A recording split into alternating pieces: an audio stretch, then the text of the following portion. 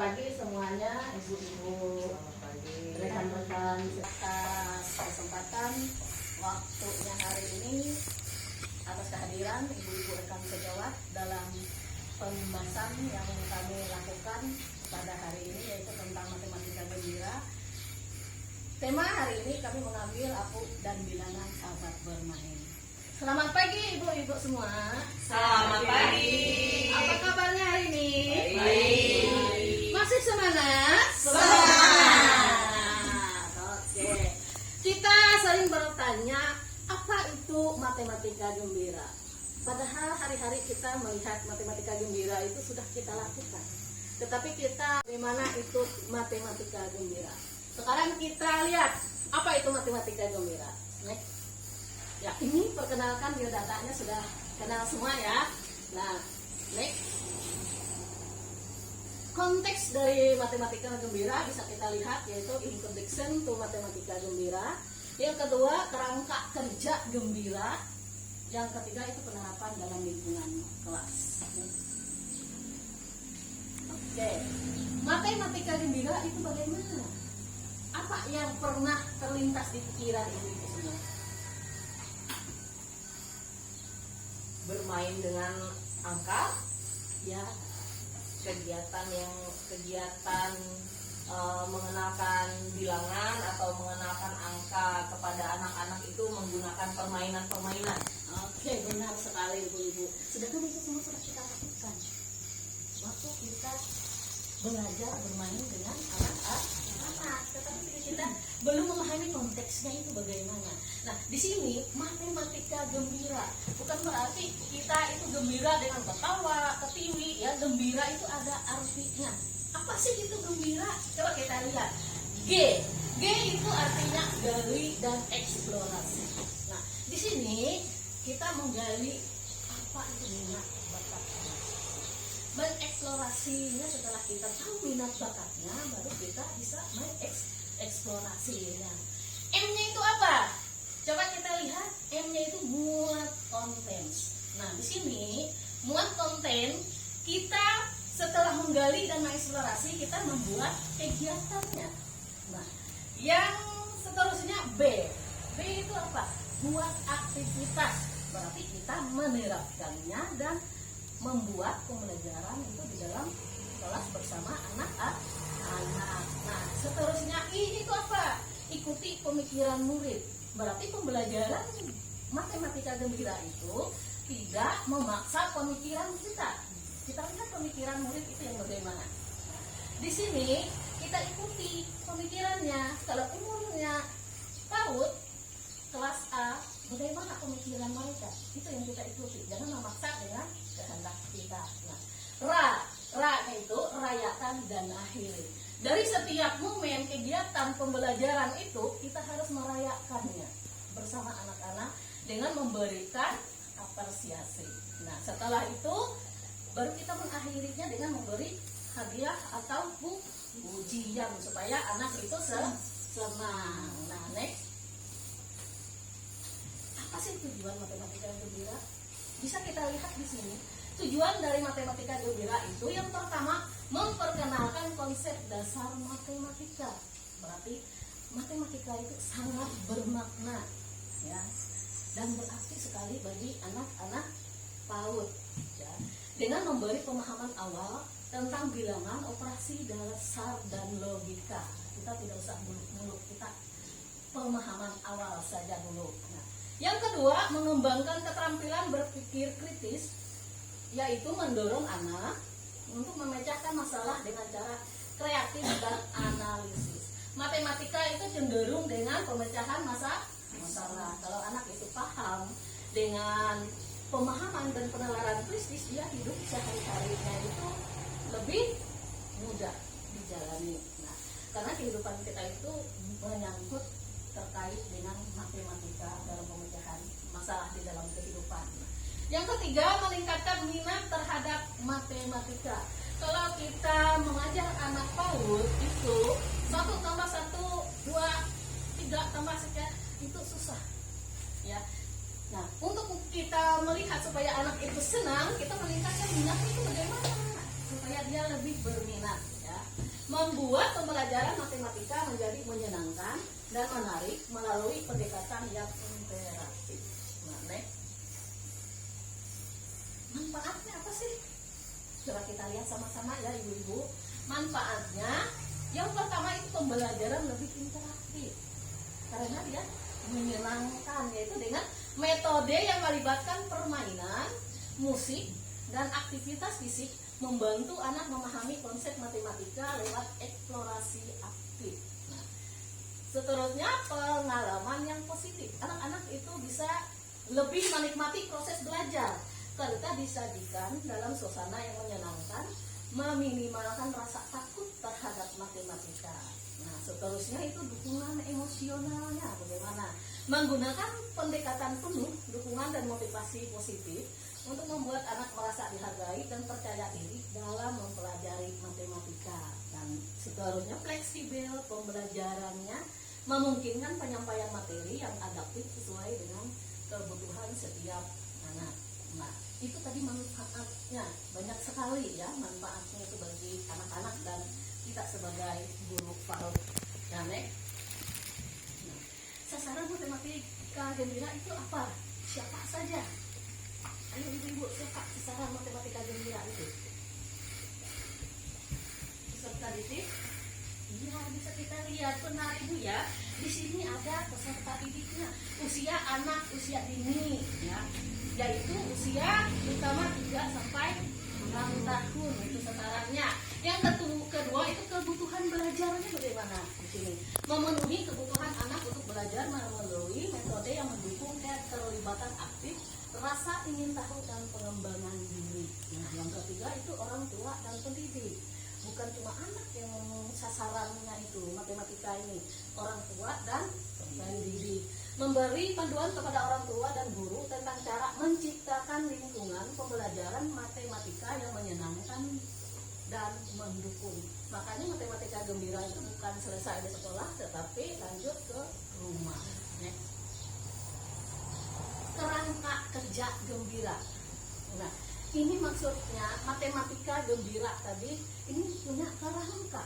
Bagaimana sih kerangkanya? Mari kita lihat sama-sama dan kita pelajari bersama ya. G tadi. Nah, tadi kan G itu gali dan eksplorasi. Bagaimana sih cara kita menggalinya itu dan eksplorasinya? Coba kita lihat. Rasa ingin tahu anak itu. Dorong anak untuk bertanya dan berimajinasi terkait angka dan operasi matematika melalui permainan dan cerita interaktif. Kita mendorong anak supaya berpikir dan berimajinasi. Nah, berarti bukan kita memberitahu, ini kita hari ini belajar ini, oh kita belajar ini. Berarti kita lihat dulu, menggalinya dulu, ya. Yang kedua itu eksperimen mandiri. Ini kerangka yang G-nya itu eksperimen mandiri, beri kesempatan anak untuk mencoba dan menemukan pola matematika secara mandiri agar membangun rasa percaya dirinya. Kalau anak itu membangun sendiri, dia lebih percaya diri dibandingkan kita kasih tahu duluan. Nah, itu textbook ya. Jadi anak-anak itu lebih lambat untuk bisa menerima dan mereka merasa terbebani. Kalau di sini mereka itu mencoba sendiri menemukan, mereka lebih bereksplorasi ya. Nah, yang seterusnya pengamatan lingkungan. Gunakan benda sehari-hari seperti buah, pensil, atau blok untuk mengenalkan konsep matematika yang dekat dengan kehidupan mereka. Dalam kegiatan menggali ini kita tidak perlu mencari yang lebih jauh di luar. Kita dari menggunakan di daerah sekitar lingkungan kita. Bisa kita gunakan seperti di dalam ruangan ini banyak yang bisa kita gunakan ya. Misalnya memperkenalkan angka atau jumlah. Kita lihat anak-anak. Coba lihat. Ini di sini ada apa yang kalian lihat. Nah, itu seperti itu lebih menyenangkan.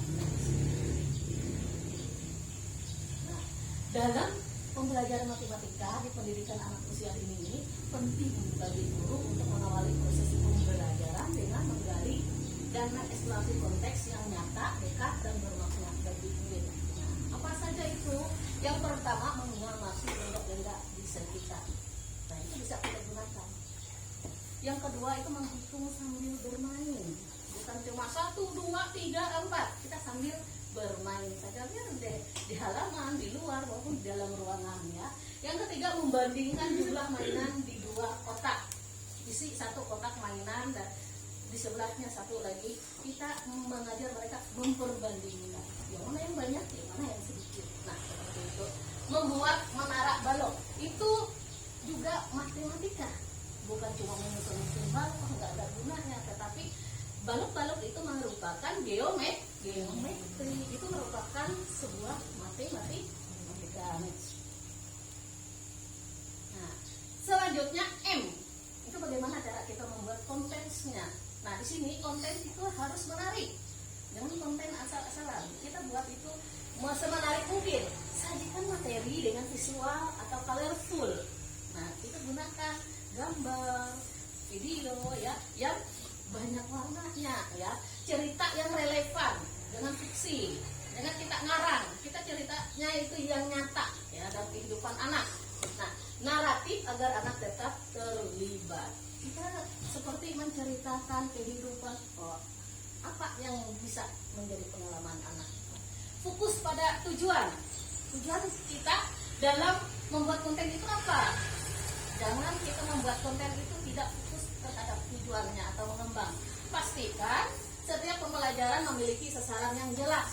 Nah, dasar penjumlahan atau pengenalan bentuk geometris itu dalam matematika itu ada berbagai macam sasarannya, misalnya mengenal angka, jumlah, geometri, ukur mengukur.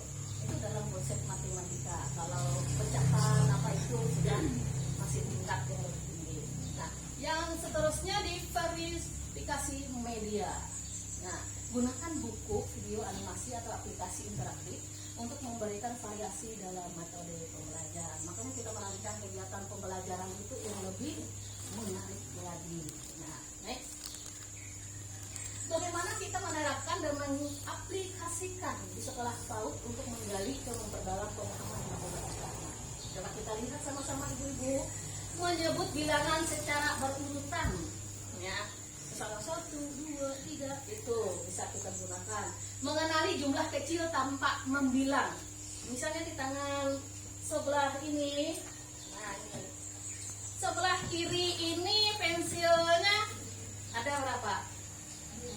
Sebelah kanan 4. Nah, ini kita mengenalkan yang mana yang lebih banyak, yang mana yang sedikit. Ini kita memperkenalkan itu perbandingan banyak dan sedikit. Nah, korespondensi 1-1 bagaimana sih itu? Nanti kita lihat contohnya korespondensi 1-1. Misalnya bendanya ini 1, ada angka 1, pensilnya 2, nanti ada angka 2. Berarti anak itu mengenal bendanya 1, angkanya 1 kok seperti ini. Nah, itu seperti itu ya. Nah, memahami bilangan terakhir sebagai jumlah total. Wah, saya punya mata 2, berarti mata saya itu ada 2. Itu maksudnya memahami bilangan terakhir sebagai jumlah total. Nah, mengenal berbagai referensi bilangan. Nah, ini kita harus memahaminya itu seperti misalnya mengukur anak PAUD itu bukan dengan meteran, bisa kita gunakan jari tangan, tali rapia. Nah, itu bisa kita pakaikan untuk mengukur secara simpel di lingkungan PAUD. Next. Nah, B-nya tadi ini buat aktivitas. Nah, di sini kita mengaplikasikannya nanti. Nah, aktivitas berbasis permainan. Dalam matematika gembira itu tidak boleh kita membuat aktivitas textbook ya, atau membuat tugas soal, tetapi kita gunakan itu berbasis permainan. Nah, ciptakan permainan seperti teka-teki, angka atau lomba hitung cepat yang menggabungkan kesenangan dan pembelajaran supaya mereka lebih tertarik ya. Nah, setelah itu konsep sederhana itu kita membuat aktivitasnya, ajarkan konsep matematika seperti pengelompokan dan penjumlahan menggunakan benda konkret seperti balok warna-warni. Nah, seterusnya interaksi kelompok. Dorong kerja kelompok untuk aktivitas matematika, meningkatkan komunikasi dan kerjasama sambil belajar. Nah, di dalam matematika jangan kita cuma individual, tetapi kita dorong anak itu supaya bisa berkelompok.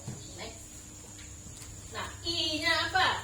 ikuti pemikiran murid. Nah ini tadi, bagaimana cara kita mengikuti pemikiran murid dalam matematika gembira, yaitu yang pertama pemahaman pola pikir.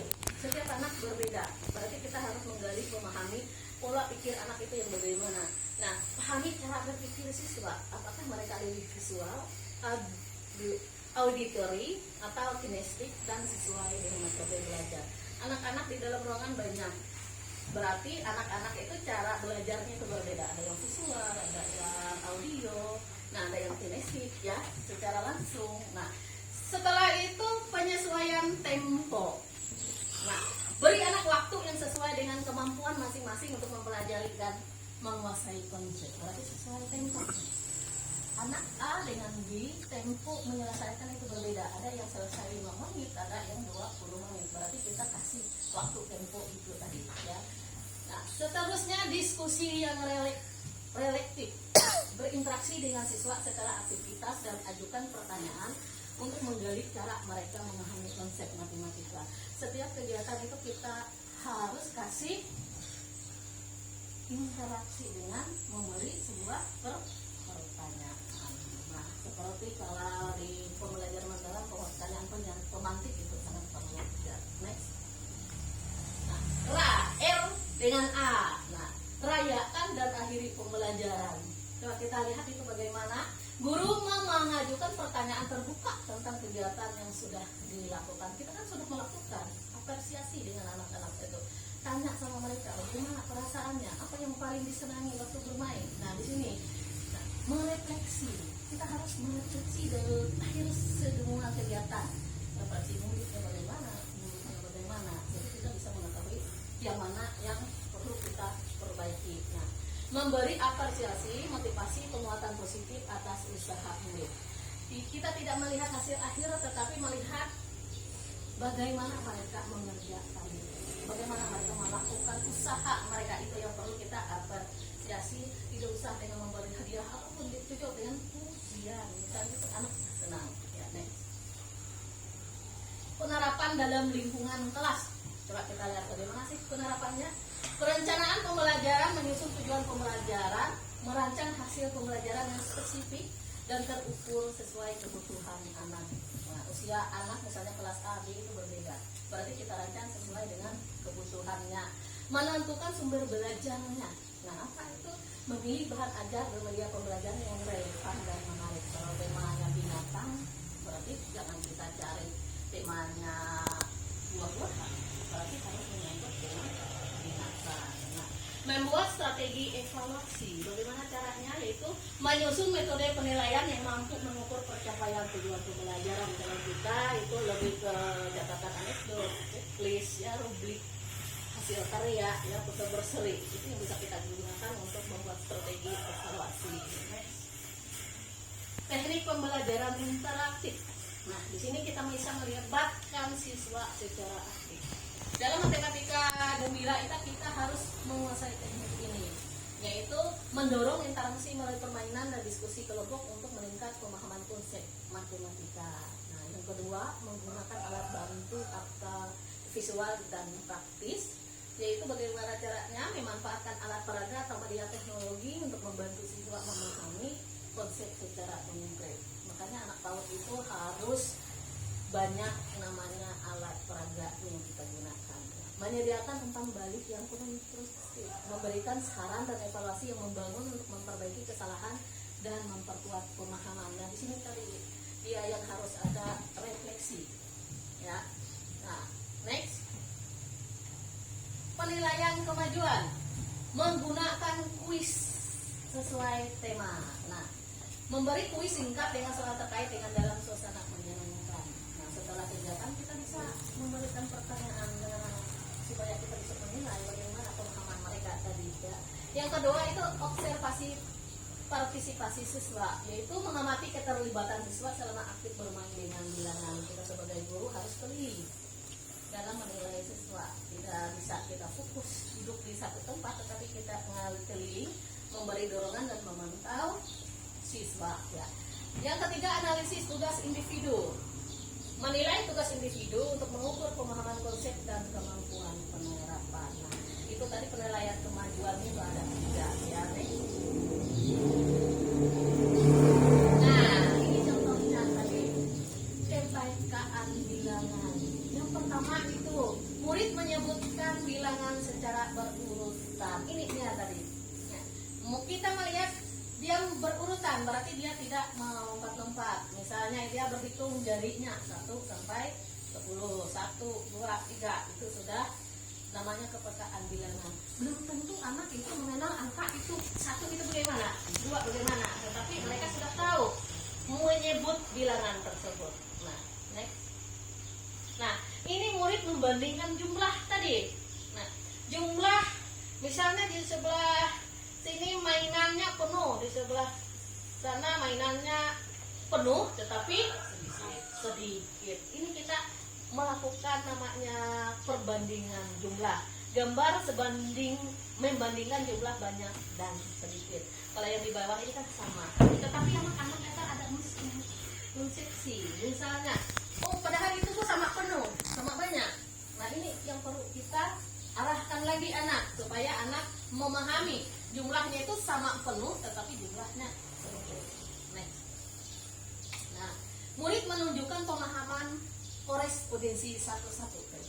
Nah, di sini dia misalnya ada menunjukkan 1, ya. Buahnya ada 1, angkanya ada 1. Kenapa ada sepatu berjejer? Itu menghitung absen murid. Siapa yang pertama datang? Oh, berarti yang punya sepatu hitam itu yang pertama datang.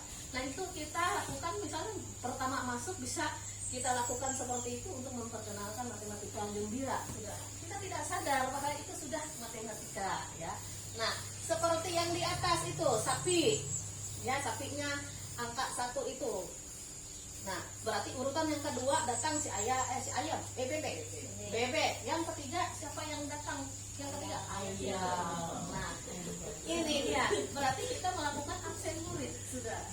Kita melakukan itu dengan senang dan gembira. Oke, next. Murid memahami bagaimana referensi bilangan. Coba lihat, referensi bilangan kita apa yang dilihat ibu dengan gambar tersebut? Coba perhatikan bagaimana? Apa maksudnya?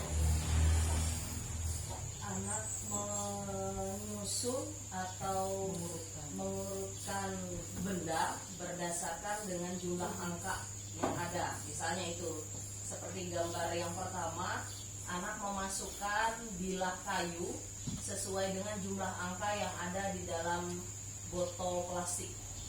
Misalnya ada 4, berarti ada 4 bilah kayu.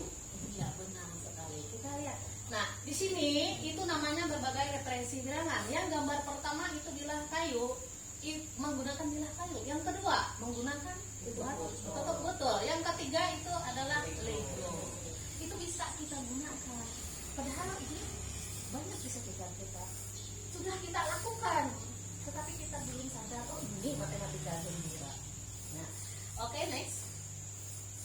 Yang kelima itu murid mengetahui bilangan akhir sebagai jumlah total. Nah, lihat ini kereta apinya, gerbong pertama, kedua, ketiga, dan keempat. Oh, berarti jumlahnya itu ada berapa gerbong? Ada 4. Sudah kita lakukan kan ya? Kita bermain belajar. Nah, tetapi kita belum sadar itu sebenarnya matematika gembira. Next. Pertanyaannya, apakah pembelajaran matematika gembira sudah kita terapkan di kelas? Sudah. Oke, sudah. Bagaimana penerapan yang dilakukan di kelas? Belum maksimal. Mulai dari ini kita memaksimalkan itu semua, ya. Nah, yang ketiga, apa kelebihan dan kekurangan dari pembelajaran matematika gembira dengan alur gembira tadi? Kelebihannya apa? Anak bisa berpikir kritis, kemudian meningkatkan minat anak,